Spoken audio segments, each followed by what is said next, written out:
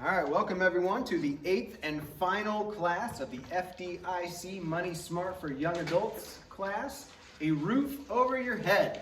This one is about every kid's dream, moving out of your parents' house. So, first let's go over the post-test from last week, and this was probably one of the most challenging tests that you guys have taken before. A lot of you struggled with some of these, so we'll go over the ones that most people had trouble with. Question number 5, what are the benefits of an unsecured installment loan? It's another one of those select all that apply, and most of you had some of them selected, but the correct answers were A and C, fast approval times and lower interest rates than other types of unsecured loans, like credit cards. Unsecured installment loans typically have lower interest rates than unsecured credit cards, and fast approval times. Number 6, which of the following is an example of a secured installment loan? So secured, if you guys remember, means it has collateral.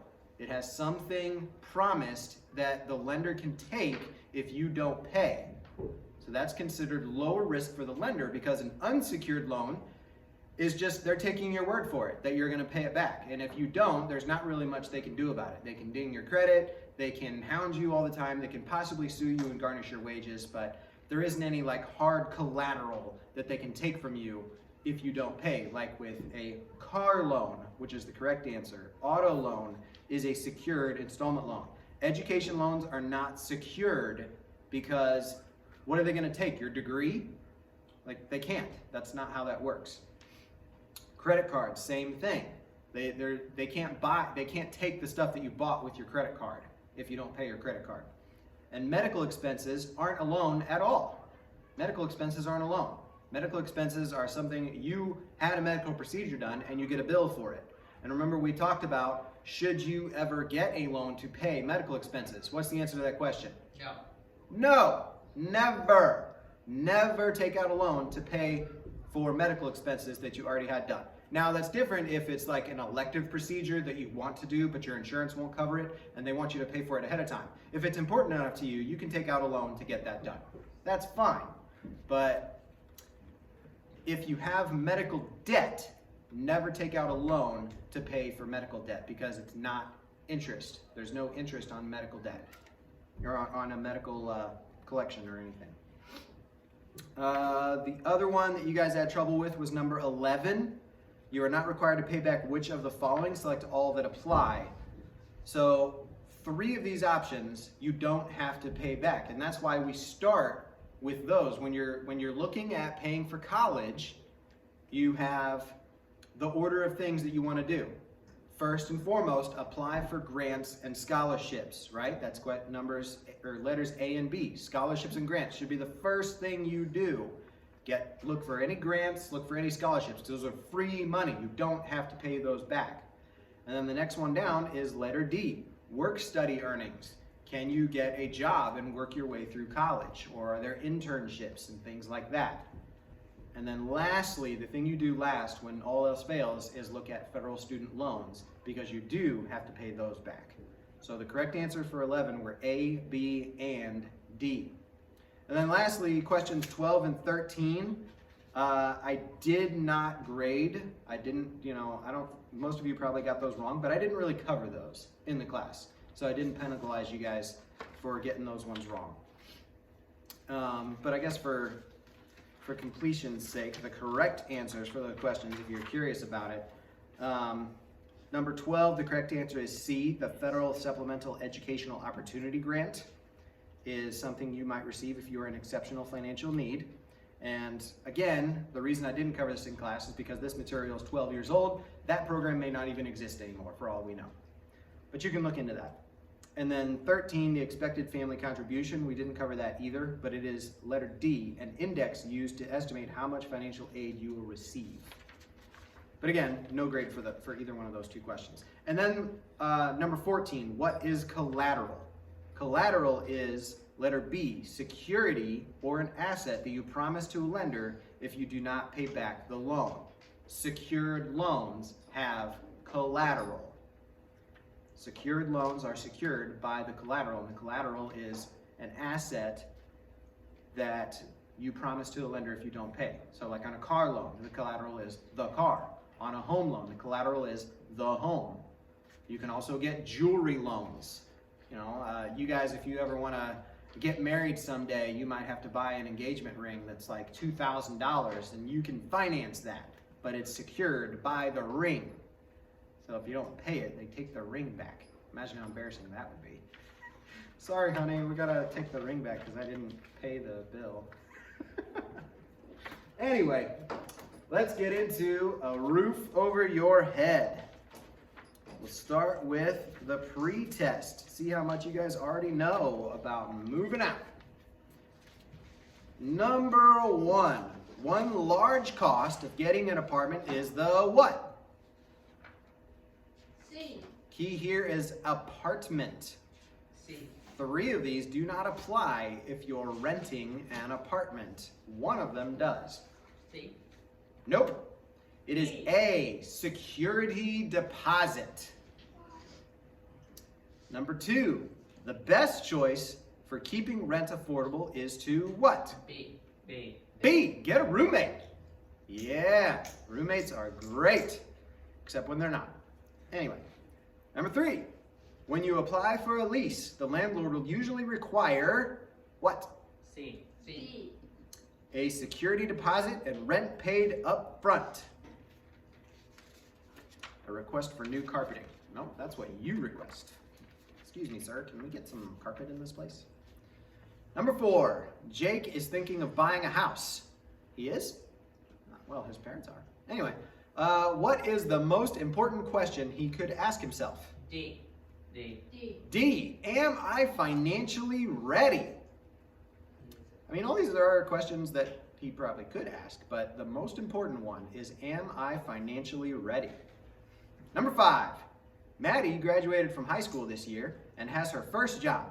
She feels ready to move into her own space and has $1,200 in savings. Which is the best choice for her? A, renting, because she does not have enough money saved up to buy a house. Buying a house is expensive. Number 6, a mortgage is what? A, loan to buy a home. What are the advantages of owning a home? B. B and D. You can reduce your income taxes by deducting mortgage interest and property taxes. Technically, that's true. And D, you may be able to build equity. Why does it say may? Well, because it's never guaranteed if you're going to build equity. Property values rise and fall with the economy. If you bought a house in 2006, by 2008, your house was worth half what you paid for it. True story. Number 8, when renting an apartment or home, A, your payment for rent may increase. That's right. None of these other options are true. Number 9, an escrow account is used for what? B. B, it is money set aside to pay property taxes and homeowners insurance. This is for owning a home. This does not apply for renting. Number 10, Charles is thinking of buying a house. Which questions should he ask himself before buying? Select all that apply. A, B, C, D. A, B, and D. Where do I want to live? What type of home do I want? How do I want to furnish the home? Yeah, that's not important before you buy. Maybe after you buy, that's important. And D, am I financially ready and able to buy a house? Number 11, what are the benefits of renting? C, that's a big one. Property maintenance is the responsibility of the landlord. Greatest, number 1, hands down, best benefit of renting. If the water heater breaks, not my problem. Landlord, fix it today. Seriously. 12. Which of the following are signs of predatory lending practices and loan scams? A, B, D. A, C, and D. Demand for upfront fees. Verbal promise documented in writing. Like, that doesn't even make any sense. If it's documented in writing, it's not a verbal promise anymore. It's in writing. C, contracts, documents with blank lines or spaces. That's a red flag. Something needs to be put in there, even if it's just an X, if it doesn't apply. And D, an unsolicited offer that you are told is only valid for a few hours, so you need to act now. What's that? A scam. That's pressuring you to make a decision before you read all the fine print. 13, what should you do before you rent or buy a home? D. D. All of it. Read the paperwork. Shop around and compare costs. Make sure you can afford the monthly payments. Now, no, I don't want to get into it. This is a pretest.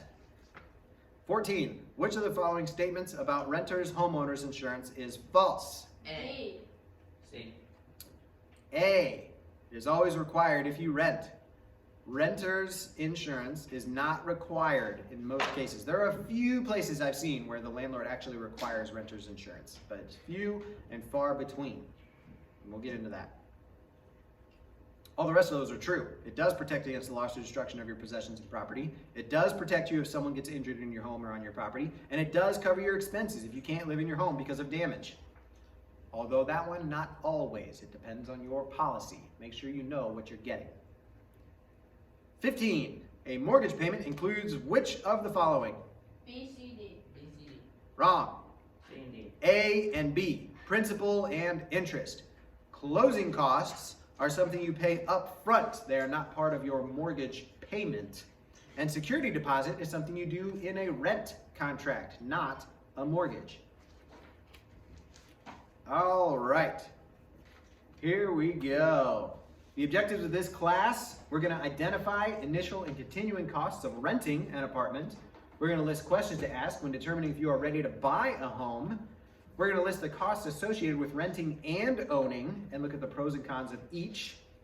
Describe the benefits and pitfalls of renting versus owning a home, and also identify how you can guard against predatory lending practices.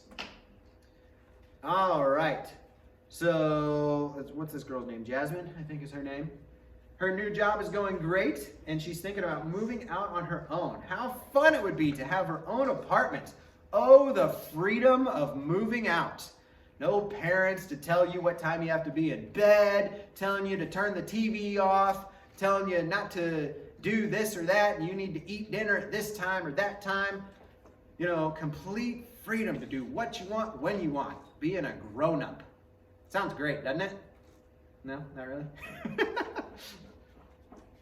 The older you get, the more independent you feel, and the more you're like, man, if only my parents weren't here to tell me what to do, and you want to move out. But Yeah. I've heard all the horrible stuff because Yes. So living out on your own is the ultimate freedom. And with freedom comes danger. You are responsible for everything. You are responsible for making sure you get out of bed on time to go to work. You're responsible for making sure that you take care of your house and don't let, it fall apart. Even renting, you're still required to upkeep the house in a general way, like making sure things are clean and orderly and not falling apart. All right, scenario. Imagine that you have just finished school and you have your first full-time job. You make $1,600 per month, it's about $10 an hour, and your monthly net income or take-home pay with all your deductions taken out. Remember the deductions that get taken out of your paychecks, like taxes and Social Security and all that kind of stuff. So your take-home pay is less than your gross pay. So your take-home pay is $1,200 a month. And you have about $600 in savings from your previous part-time job. Do you think you have enough money to move out of your parents' house and get your own apartment or buy your own home? No. Why not? That's all you have. You only have $1,800. You don't even have $1,800. You make $1,600 a month gross. Your net is $1,200 a month. That's your income. And you have $600 in savings. Why would it not be wise to move out at this point? You don't have enough in savings? You don't have enough in savings. Because when you go to get an apartment, they are going to require a security deposit and your first month's rent, and sometimes also your last month's rent. And the security deposit is usually the same amount as the rent again. So the rule of thumb generally to get an apartment is whatever amount you're wanting to pay in monthly rent, your security deposit is going to be 3 times that amount. So if you're getting an apartment for $600 a month, you're going to need $1,800 up front for that apartment. That's all your money. Well, in this case, you don't even have it. In this scenario, you only have $600 in savings. So the best thing for you to do is to stay in your parents' house for a few more months and sock away extra money in savings to be able to move out at a later date. All right, renting versus buying. The advantages and disadvantages of renting a home versus owning a home. So advantages of renting a home. Number 1, no maintenance cost. The water heater breaks, not my problem. The roof leaks, not my problem. The air conditioner breaks, not my problem. The sink leaks, not my problem. All these things will be fixed by the landlord pursuant to your rental agreement. Now, with renting the way it is right now, the housing market, I think I've told you guys before, the housing market is crazy right now and houses are crazy expensive. So are rentals. And some landlords are putting language in the lease agreements that the tenant is responsible for certain repairs. So as with everything else, if you learn nothing else from this entire class, read everything. Read the fine print of anything you do, any bank account you open, any loan you take out, any lease agreement you sign. Read everything. Know what you're getting into. All right? Super important. Other advantages of renting a home. Rental contracts are typically 1 year or less. This is technically called a lease. Renting, if we're going to really get down to specifics here, renting is simply borrowing it for a certain amount of time and paying a monthly fee to borrow it. That's renting. A lease is a signed contract agreement that you're going to rent it for a certain amount of time. That goes for leasing a car or leasing an apartment. And most rentals are leases. And when you sign that lease, you're agreeing that you're going to pay that rent for X amount of time. Now that's another thing that you need to read the lease agreement to know what you're getting into, because they have different time frames and different consequences if you, for whatever reason, have to move out early. Terminating a lease agreement early usually costs a couple extra months of rent. It can be very expensive. So be aware of that too. But an advantage is that the rental contract is 1 year or less. So if you're the type of person that likes to move around a lot, or maybe you don't want to be tied down, or maybe you have a job that moves you from location to location, renting is a good option because you can just live there for a year and then move. No problem. And then no homeowner associated costs. And we'll go into the costs of owning a home later on. Disadvantages to owning or renting a home is 1, you're not the owner. You have no control. You have no authority. And that kind of bleeds into the other 2 reasons listed here. Your rent might increase. Usually your rent is fixed for the amount of time on the lease. And most leases are typically 1 year. So generally, when you sign a lease, it's a 1-year contract. The rent's not going to change. And as long as you obey your part of the agreement, they'll obey theirs. You get to live there for a year. You pay the rent. And then when that lease period is over, you typically have the option to either renew the lease for another year or leave. But when that renewal comes, they may raise your rent. And typically right now, with the market the way it is, a lot of them are. They're raising the rent. Whereas with a home, your home mortgage payment stays the same. And then finally, you might not be able to renew your contract.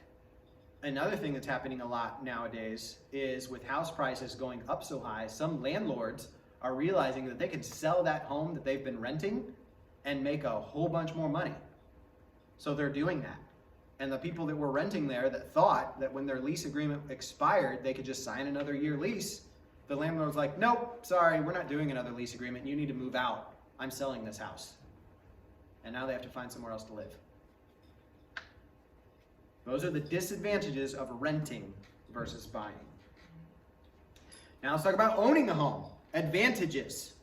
Well, first off, you don't have the disadvantages of renting a home, as we talked about previously. But additional advantages of owning a home is, number 1, building equity. When you buy a house, let's say you buy a house for $200,000, and that is a real life cost of buying a house nowadays. $200,000 home. You paid that price, and even if you get a mortgage and you're still making payments on that for the next 30 years, you still are only paying on that $200,000. Over time, houses generally go up in value. So, a couple of years from now, that $200,000 house might be worth $210,000 or $220,000. Real life scenario, right now, housing prices are going up so fast. People that bought their house 2 years ago for $200,000 are now able to sell that house for $250,000. They made $50,000 in 2 years on their house because they built equity. They didn't do anything. They just bought a house. And that house, just because of the market and the way it is, that house has risen in value to where if they were to sell that house now, they could sell it for $250,000 and make 50 grand. They had to find somewhere else to live, but they've got that equity in there. Because of that, homes are generally considered a good investment. I already explained why. I'm not going to repeat myself. Last one, tax-deductible mortgage interest. Okay, so this is a technicality, and this one aggravates me to no end because I have a background in taxes as well as homes, and this is technically true, but generally worthless information. So here's why. When you buy a house with a mortgage, the interest that you pay on that loan can be deducted from your taxable income. So can the property taxes. So even if you don't get a mortgage, your property taxes can also be deducted. However, when you go to do your taxes, there's two different ways to claim tax deductions. There's an itemized deduction that is your taxable interest, your real estate taxes, certain medical expenses, and a list of like 4 or 5 other random things that all put together you can deduct from your income. Or you can take what's known as the standard deduction. And this is just an arbitrary amount that's set by the IRS every year that you can just take that as your standard deduction and you don't have to do any of the other stuff. Well, 99% of the time, that standard deduction is higher than all those other expenses combined. So like here's some real life numbers. For a married couple in the United States, your standard deduction in 2021 was $24,000. That's how much you could deduct from your income if you were a married couple in the United States. Do you think, well, you probably don't know, but I'll just tell you, the likelihood of your real estate taxes, homeowners mortgage interest, medical expenses that are only above 7.5% of your annual income, not likely, and charitable giving, all of that stuff combined is probably not going to be over $24,000. So while yes, technically owning a home is tax deductible mortgage interest, 90% of the time you're not going to use that deduction. You're going to go with the standard deduction. So buying a house purely because, oh, I get to write off the interest on my taxes is a bad idea. All right? So technically it's an advantage, but it doesn't affect most people. Unless you're buying a house out in California where the houses are $1 million, then you probably will pay over $24,000 a year in interest. But that's a whole nother scenario. Disadvantages of owning a home. Property maintenance and upkeep.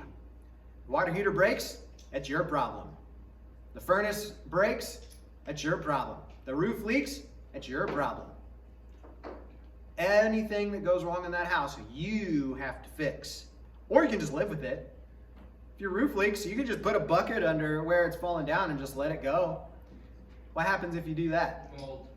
Mold and increased damage. The longer you leave something broken in your house, the worse it gets. You're better off fixing whatever it is that's wrong. And sometimes it can be very expensive. A new roof, depending on how you do it, whether you just like put a new layer of shingles on, might only be, $3,000 versus like taking the old shingles off, replacing the boards and everything. Like if your roof is leaking, it's much more involved because you got to remove all the wet boards that are going to grow mold and like tear off your entire roof and rebuild it and replace it. That's like a $10,000 job that you have to pay for yourself. So yeah, property maintenance and upkeep is a big deal when you own a home. It's also not as easy to move as when you're renting. Selling a house can be very, very expensive. Realtor fees, title fees, fixing whatever you didn't fix while you lived there because the new owner isn't going to buy it unless you do it. All kinds of things like that are involved. And also, depending on the real estate market. You know, right now is a great time to sell your house because everyone wants to buy it for more than ever. But that's not always the case. If you were trying to sell your house back in 2008 when the housing crisis happened, you were underwater on your mortgage. You owed more than your home was worth. So in order to sell that house, you would have to pay back the bank the entire amount that you didn't get from the sale of the home. You just had to pay them cash. So it's a lot harder to move when you own a home. All right, that is not working. There we go. All right, renting your own space. We already talked about a lease. A lease is a legal agreement that protects you and the landlord. It has all kinds of definitions and terms and agreements as far as like how long the lease is good for, what the rental payment is, you know, who's responsible for mowing the grass, you know, what are the things that are the landlord's responsibility and what are the things the homeowner's responsibility. That upkeep and repairs thing, sometimes this changes. Some landlords want you to take care of small repairs, like a doorknob that's broken or something like that. Whereas bigger things, like the furnace breaking, are the landlord's responsibility. Things like that. Protecting the landlord would be things like you agree not to have any pets in the house unless there's a special agreement where you're allowed pets. And if you are allowed pets, they only allow certain types of pets. Maybe they allow reptiles, but not dogs. You know, things like that. Dogs and cats, typically, if you want to rent, you have to either, some landlords won't allow you to have pets at all. Other ones will make you pay extra for having pets. Why do you guys think that is? Pets can do damage to the home. Pets damage the house. How often have you guys walked into someone's house, maybe a friend's house, don't mention any names or anything, but or maybe like a random place where it just stunk like cat pee or dog pee or whatever it was? It's disgusting. And it stays after you leave. And that landlord who wants to rent your house to someone else later on has to get that smell out of there. And it can be very expensive and difficult to do. That's why they don't want pets. Now you can claim all day long, but my pet will never do that. I'm going to be a good, responsible pet owner and make sure I take my dog out on walks and clean up after him and all that stuff. They don't care. The landlord, they don't know you. They don't know that you're going to be a responsible pet owner. They just know that in general, people with pets typically leave the house in worse condition than someone who didn't have pets. All right? So that's why a lot of times they do that. So anyway, back to this. A lease usually includes conditions, payments in term, fees, and each party's responsibilities. Okay, I did say all that. I just wasn't looking at the slide. Okay, move-in costs. Security deposit. Security deposit usually equivalent to the first month's rent. The purpose of a security deposit is to pay for damages that you caused while you were living there. So when you get an apartment or a house or whatever, you give them this security deposit and they hold this money the entire time that you live there. When you move out, you typically do a walkthrough with the landlord, hopefully, to check over the house to make sure it's in the same condition it was when you moved in. If it's not, any repairs that need to be made are taken out of your security deposit. It is a mark of pride if you can get your security deposit back when you move out of an apartment or a house, because it means you took good care of that place. I'll tell you right now, most of the time, they find something to keep that security deposit. Maybe a rip in the carpet. Oh, now we have to get new carpet. Stains in the cabinets. Oh, now we got to repaint the kitchen. You know, anything they can do, they're going to ding you on. So a good practice for you is when you move in to a new place, take pictures of every room in the house. Serious, do this, remember this. Take pictures of every room in that house and put them in a file, and maybe even share them with the landlord. Like, this is how the house looks when I move in. And do it again when you leave. So you have documented, date and time stamped proof of the condition of the house before and after. I'll tell you guys right now, me and my wife in one of our apartments we rented a long time ago, they sued us because there was a giant stain in the carpet of an apartment we lived in. It was there when we moved in. And the landlord knew about it, and they said, oh yeah, don't worry about it, we know that's there. Well, here's what happened. In the year that we rented that apartment, that landlord sold the apartment to someone else. The new owner had no idea there was a stain in that carpet. So when we moved out, they're like, hey, there's a giant stain in the carpet. We have to replace the carpet in this place. And your security deposit was only $500. Well, carpet cost $1,500. So you owe us $1,000. I'm like, no, I don't. That was already there. The landlord knew that. Go ask him. No, you have to pay. And we had to settle in court. And I had to pay, even though it wasn't me. So document everything. All right, so that's the security deposit, payment of the first month's rent, fees, including credit report fees or pet fees. Like I said before, oftentimes they'll make you pay extra for having a pet, if they allow you to have pets at all. Fees, sometimes there's an application fee, and this is kind of a difficult thing for young people trying to find an apartment. Oftentimes they charge you like $50 to $100 to even apply to live there. And that's kind of a hard thing for you because you're paying that $100 whether you get the apartment or not. You know, because they're taking that deposit to pay for running your credit and checking your references and doing all this stuff. And if it turns out that you're a delinquent that doesn't pay your bills, they're not going to let you rent that place. But they went through all that cost of investigating you. So that's what that application fee is for. So it's kind of just a tough thing. You got to pay it, and you don't know if you're going to get the apartment or not, but you got to do it. So be aware of that. And then cost of connecting utilities.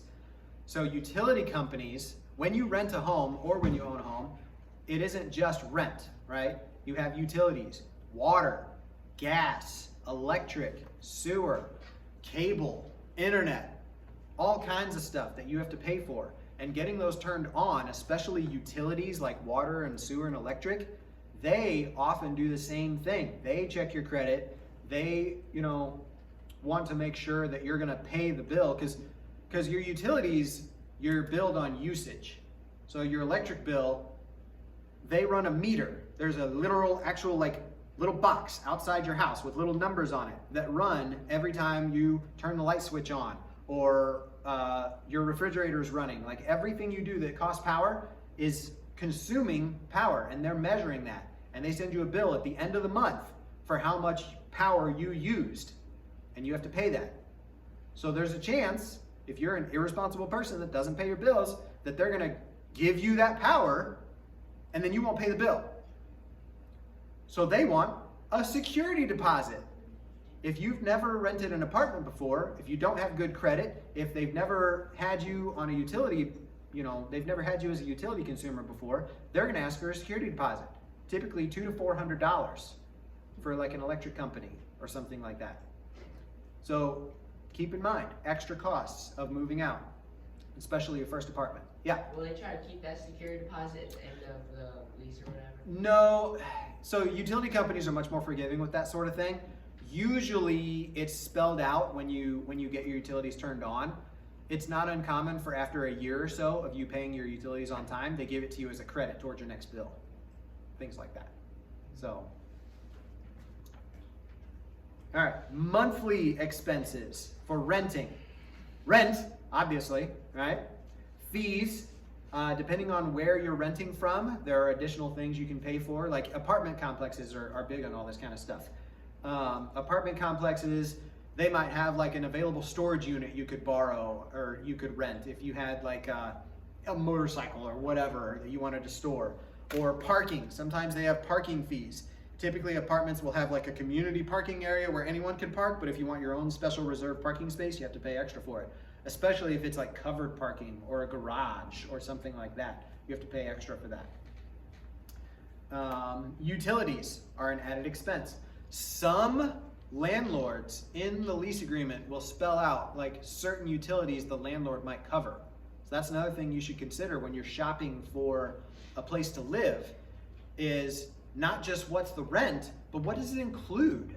It's not uncommon for apartment complexes to cover trash and water are very commonly provided by the apartment complex, and they're included in your rent, so you don't have to pay for those, which is nice because then you only have to worry about your electricity and your gas. And sometimes apartments don't have any gas, they only run on electric. Now you only have electric. So keep that in mind. And lastly, renter's insurance, which is usually optional. So I'm gonna pause right here. I don't remember if there's a slide about this or not, but insurance. Insurance, oh, you know what, it is in here, but you know, let me look. I don't remember how in depth it goes.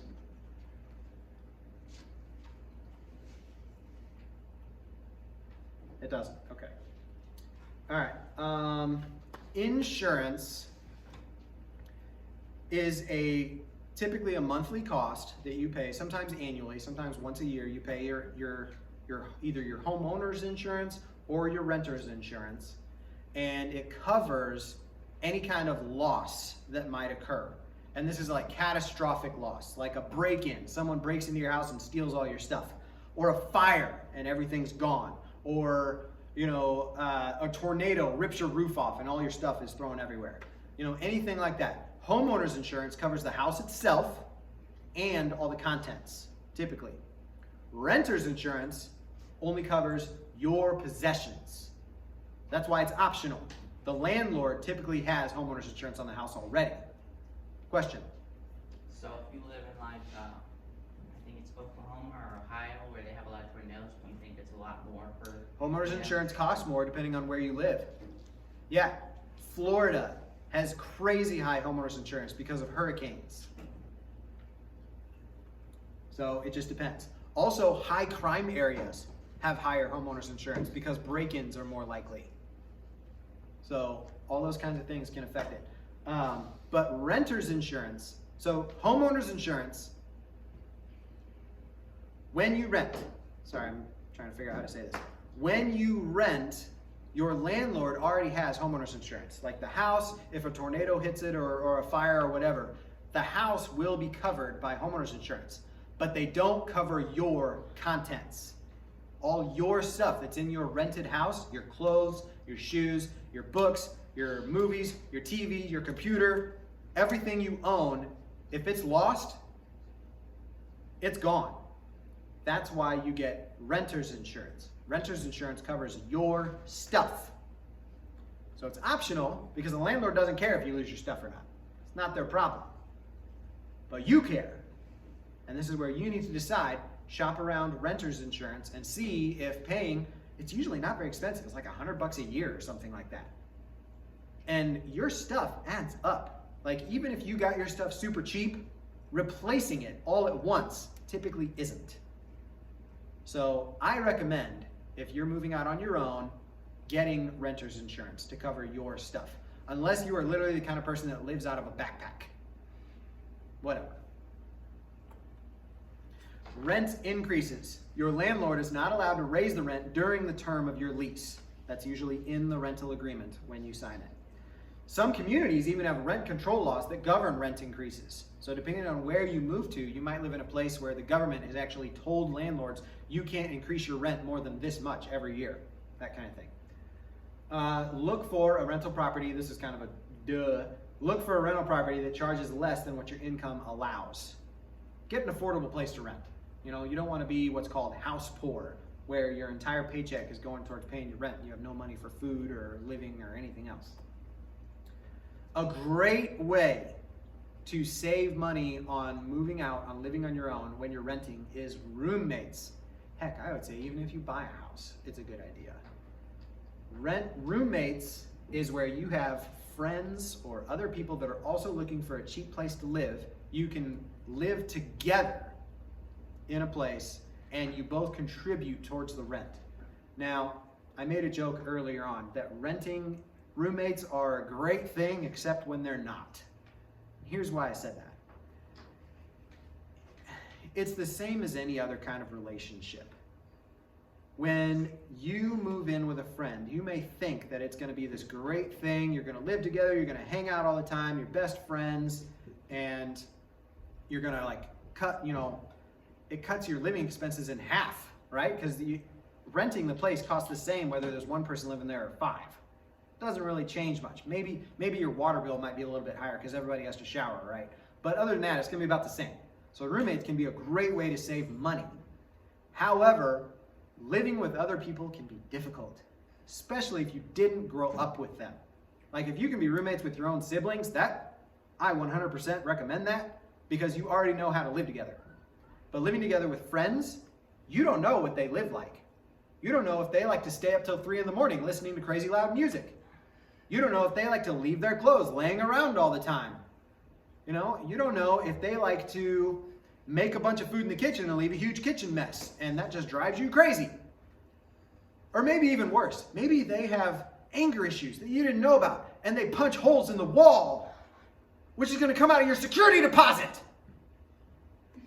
All these are real life things that can happen with roommates. So just be aware and consider your roommate's ability to pay their portion of the expenses and their history of paying bills on time. That's another thing. Your roommate may just not pay. And now you're stuck paying the whole thing. Or just getting kicked out and having, a terminated lease and not having a place to live and all that kind of great stuff. Yeah? What happens if you buy a house and do that? So, I was kind of alluding to this already. When I'm saying all this, I'm kind of assuming that you're the one who's like getting the lease. Because typically, there's 2 different ways you can do roommates when you're renting. One way is one person, the responsible one, gets the apartment and then brings other people into the house and they pay me rent. So I'm renting the house, but I'm also kind of subletting, renting rooms in my rented apartment to my friends. And they pay me rent, but I'm the one responsible to pay the entire rent payment. So that way, if they don't pay or if they move out, I still have to pay the whole thing. You'd be making money from that, though. You certainly could. You certainly could. I'll get into that in a minute. The other way to rent is where you and maybe 1 or 2 other people all sign the lease together, and the landlord understands exactly what's going on. All 3 of you are responsible for your share of the rent. And that can get kind of complicated, and a lot of landlords don't like doing that. I did do that once. Me and 2 other friends rented a house together. All 3 of us were on the lease, committed to paying that rent. And I paid 1/3, and my friend paid 1/3, and my other friend paid another 1/3. And it got really kind of tricky at the end because one of them wanted to move out, but he couldn't because he was in the lease. He signed an agreement saying he was going to stay there for a full year. So he actually moved out, and we were really concerned that he wasn't going to pay a share of the rent, and we weren't sure what was going to happen. But in that scenario, it did actually work out. He did still pay his share of the rent, even though he didn't live there anymore. So I got lucky. I chose a good friend with integrity who didn't stiff us. But that doesn't always happen. So the same kind of thing, if you buy a house, you can buy a house on your own if you can afford it. If you have the money for the down payment and the closing costs, which we'll get into all that in a minute, and you can afford the mortgage on your own, you can still rent to other people. And this is a great way. There's a guy in our church that does this. He bought a house and he rents out every single room in his house. And he charges whatever he wants for rent because it's his house. He can do whatever he wants. But he has literal lease agreements on a room in his house. And they have to pay him rent. And he's making enough money off of this to cover his entire mortgage and then some. He lives there for free. So that can be a great way too. But there's always risks involved. What if they don't pay? What if they don't uphold their part of the agreement? What if they're just a horrible person to live with? These are things you got to consider when you're thinking about roommates. They can be great, except when they're not. All right. Activity number 1, can you afford to rent? I don't know what page this is on. Do you guys know? 14. Page 14? All right. So scenario, you have $500 in savings and $125 in cash. You start a full-time job. Your take-home pay is $1,400 a month. You're currently living with your parents and only have to pay a monthly car payment of $195 a month and a cell phone bill of $56 a month. You also spend about $100 on gas and have been saving $50 a month. That leaves you with about $800 each month for entertainment, food, personal expenses, and additional savings toward an apartment. You're anxious to move out on your own. You begin to look at 1 or 2 bedroom apartments at the Pine Woods Apartments to determine whether you can afford it yet. There should be a breakdown in your book of the cost of either a 1-bedroom apartment or a 2-bedroom apartment. So let's just assume that you're not immediately thinking of getting roommates. You're going to try to move into this place on your own. So you're probably going to be looking at the 1-bedroom apartment versus the 2-bedroom, right? Based on your initial funds, can you afford to move into a 1-bedroom apartment at the Pine Woods Apartments today? No. Why not? Don't have enough in savings. That's right. Your security deposit's $500, there's a $10 application fee, and they require your first month's rent for a total cost of $910, and you only have $625. So how much more money would you need to save in order to move into that apartment? I'll save you the trouble. It's literally a calculator. $910 minus $625 is $285. That's how much you need. All right. How long will it take you to save that amount if you continue to save $50 a month? 4 months. About 6 months. 6 months. Could you afford the monthly rent for a 1-bedroom apartment and your estimated expenses based on your income? Your income again is $1,400 a month. Take home pay. So you make $1,400 a month, and your rent each month, oh, your estimated living expenses. So they have a whole drawn out thing for you. Your utilities are $200, food $200, car payment, car insurance, gas, cell phone, and savings for an estimated total of $876. Is that doable? Yeah, I think so. Yeah. So this is an important exercise for you to do when you're looking to move out, is make yourself a little mock budget like this. What are you expecting to pay for utilities and food and car payment, assuming you have a car payment? You know, car insurance, gas, all that kind of stuff. All right, good. You and your best friend decide to rent a 2-bedroom apartment together. If you split the cost to move in, what would it cost each of you to move in, and could you afford it? Yes, you could afford that.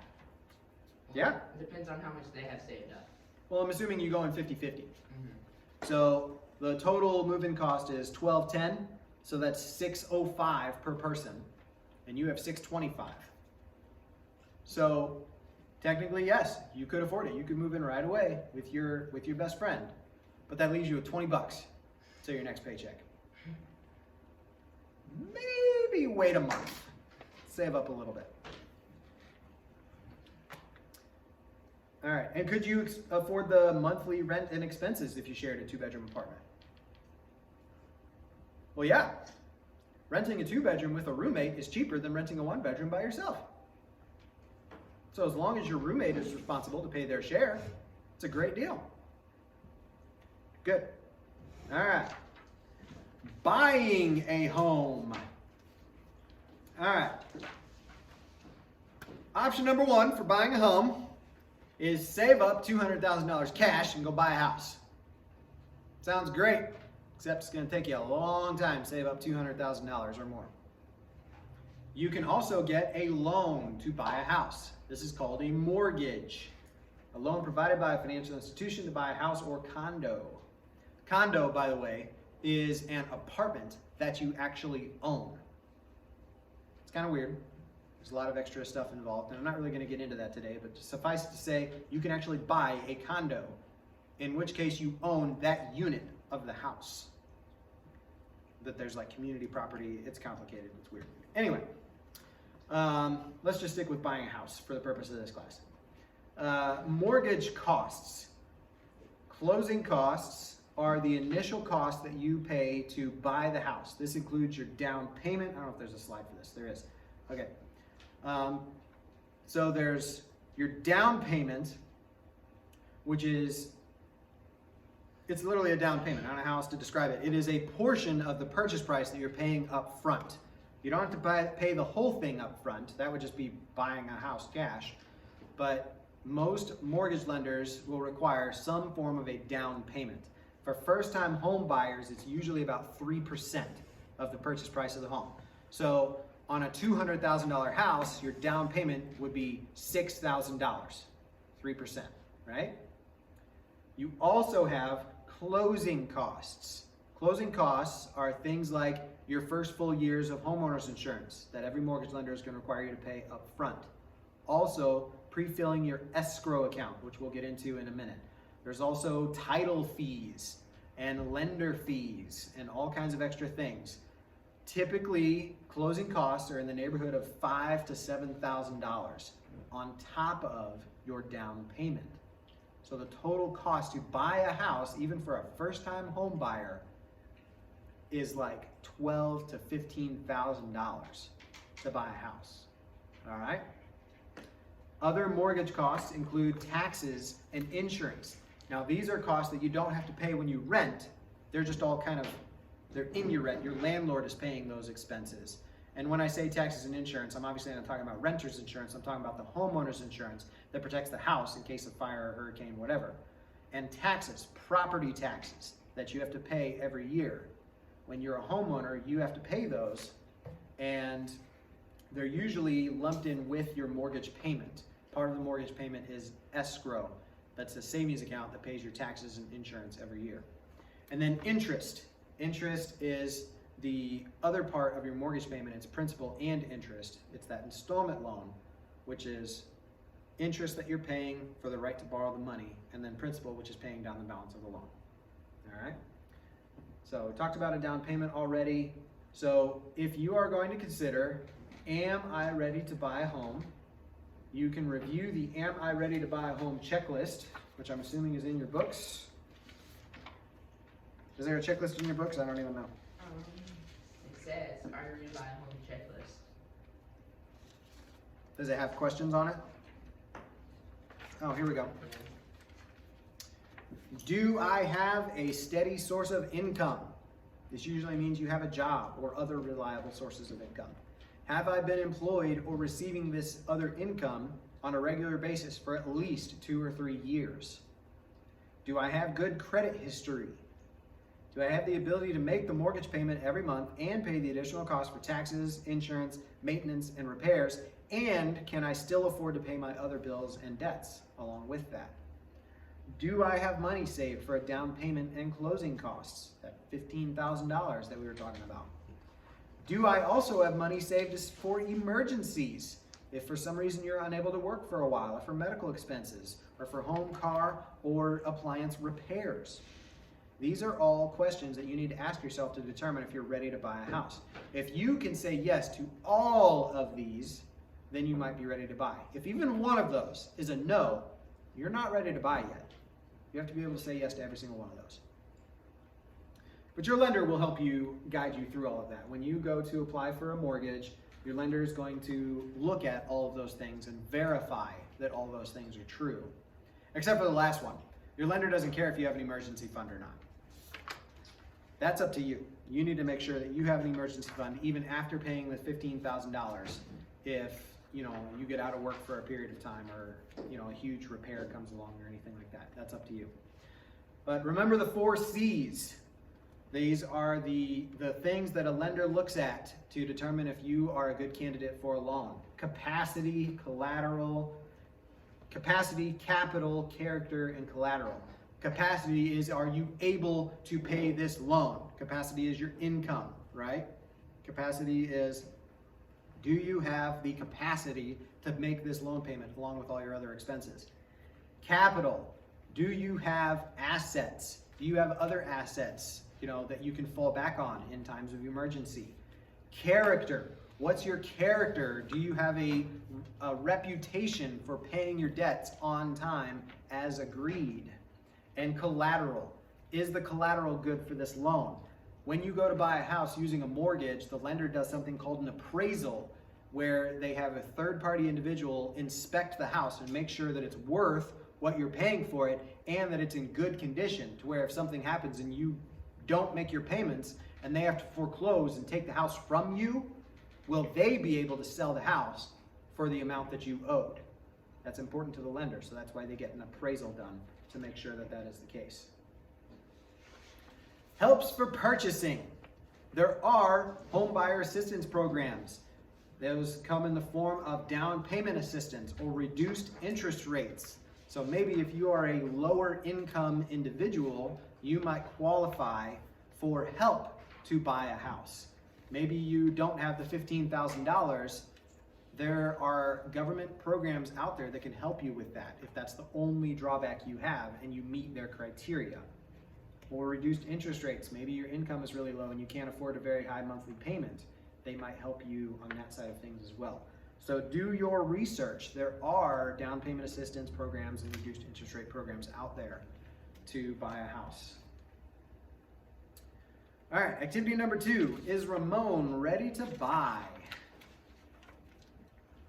All right, page 19 in your participant guide. So here is the scenario. Ramon has graduated from college. He's begun his career as an engineer. He now thinks he may be ready to buy a condo or townhouse.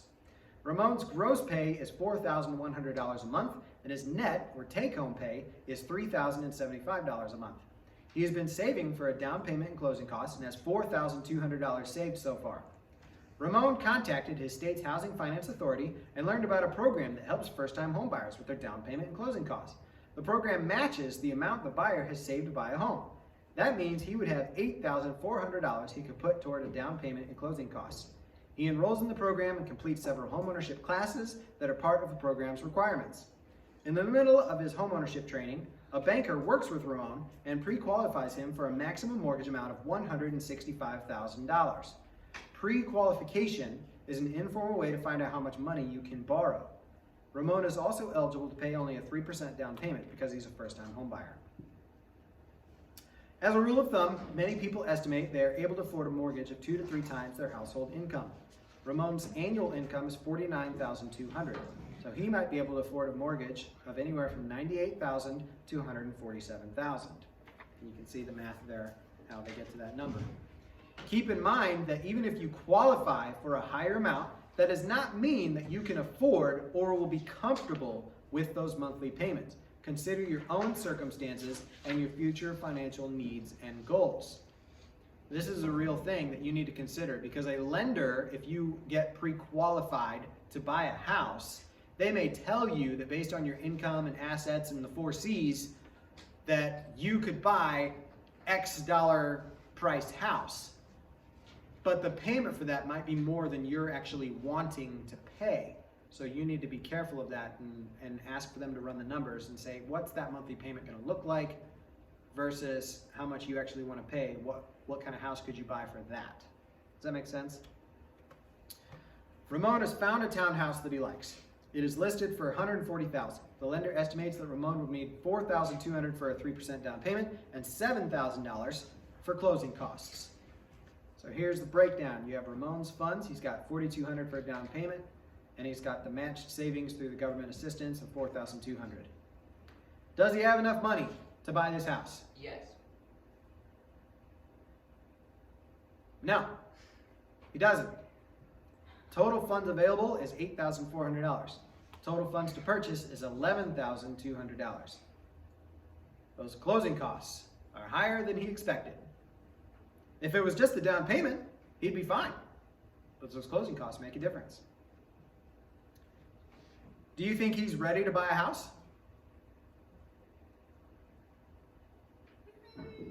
Maybe. Probably right first. There are some things he can do.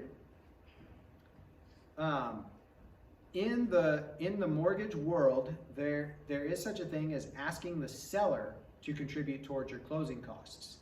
Now, typically, in a real estate market like ours, they're not usually willing to do this unless you offer more for the house.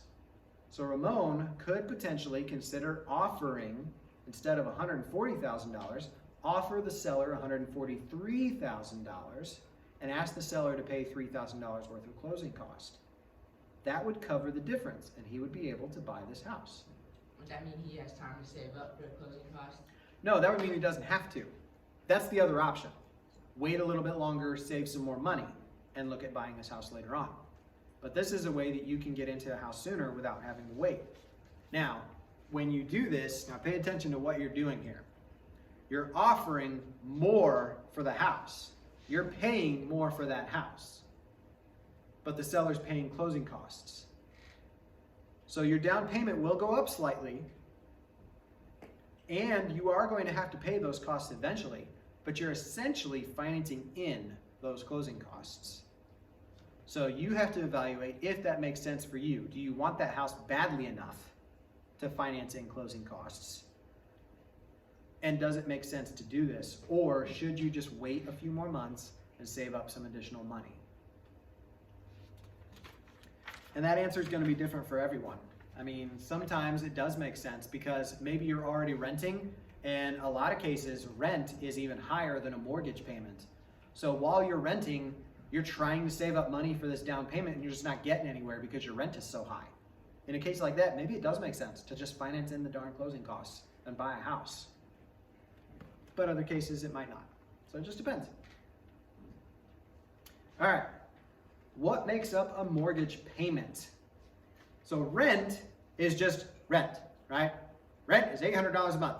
There you go. $800 every month for 12 months. There you go. Mortgage is a little bit more complicated than that.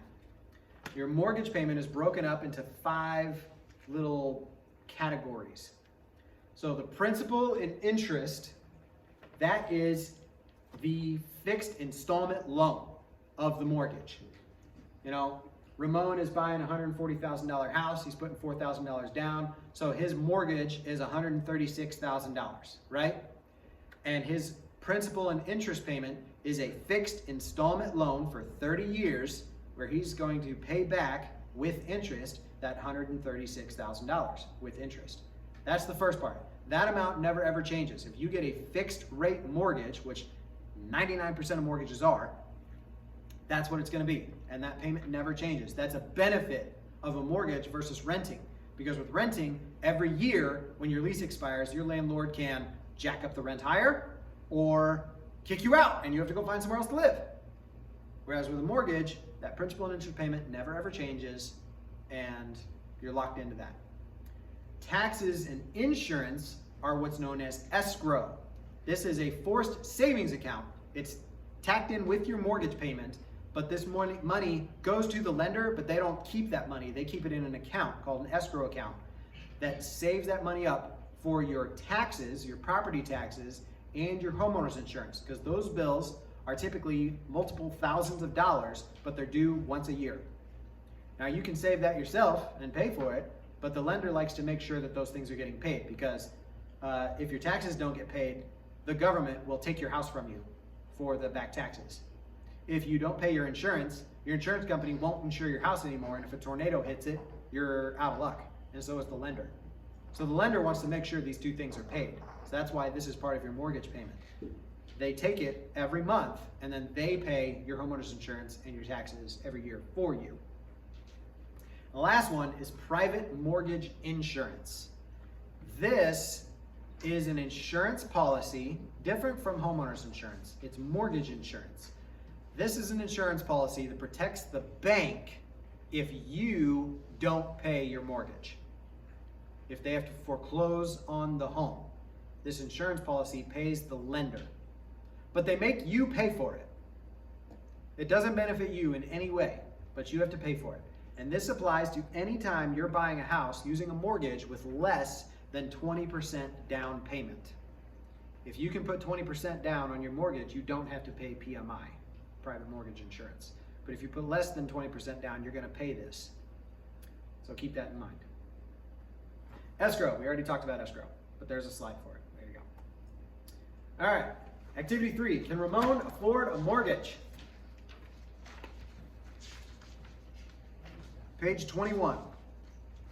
Based on the townhouse that Ramon wants to buy for $140,000, Ramon's mortgage payment will be approximately $993 per month. Let's see if he can afford that.